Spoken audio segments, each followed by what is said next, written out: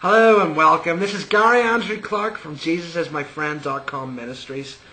This morning, as I was meeting with a few of my brothers and sisters, the Lord just directed me to Psalm 64. I didn't know the chapter specifically, so I didn't know what to expect. But what I found really encouraged me for today, and hopefully you will be encouraged too. So basically, the thing that inspired what I've got to say today was Psalm 64. So if you want to pause the video and have a look at Psalm 64, do so, because I'm not going to quote it word for word, but I will touch on it. So basically, just a little bit of background to what was going on. Saul had been appointed king of Israel, and during his time, the Israelites were fighting the Philistines, and during this encounter with the Philistines is whenever Goliath came forth, and a young shepherd boy named David had come forth and slain Goliath. And David had become a hero throughout Israel, and after that he became very close friends with Saul's son Jonathan, and became a commander of Saul's armies, and almost became like a son to Saul. But David was, such a successful warrior and a successful military commander that Saul over time had grown jealous. The people of Israel were singing songs, and one of them was, Saul has killed his thousands, but David has killed his tens of thousands. And this kind of thing had really started to trouble Saul. So basically Saul had attempted to kill David, and David had to go on the run.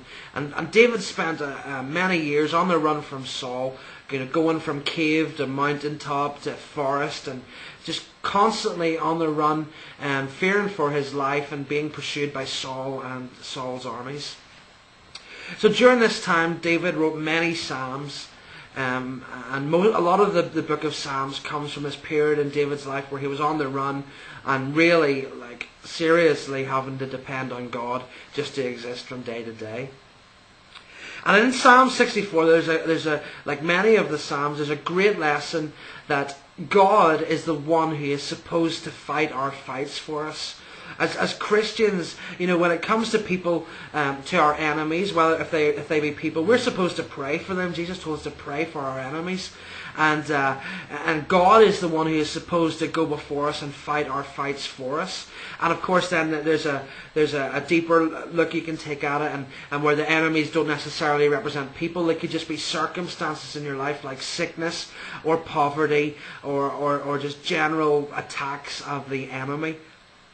But all these things come under the same banner, and the banner is God fights our battles for us.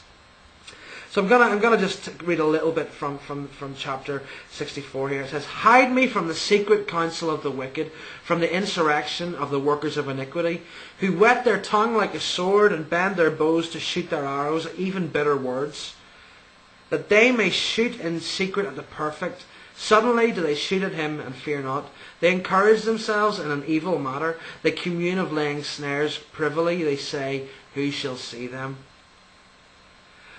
As Christians, or as human beings rather, whenever we hear that somebody has been speaking bad of us, speaking gossip, or our natural instinct as humans is to rise up and maybe we want to go around them and we want to put them in their place, or maybe we'll react the same way. Maybe we'll go around and start saying bad things about them.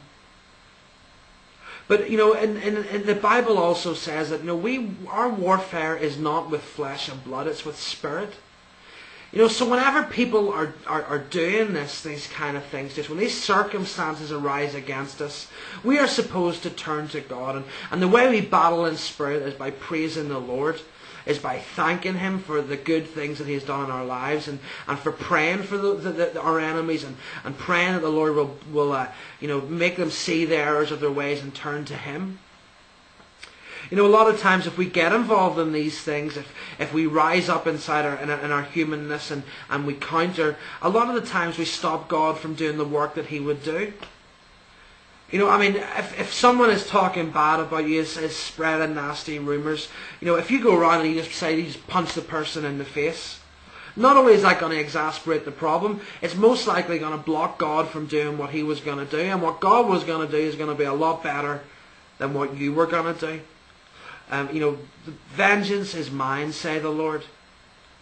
But personally, I wouldn't. I don't. Even if I've had the brunt of a lot of nasty talk lately in my hometown, and my wife too, and several of my brothers and sisters in my church. But I would never wish wrath upon them.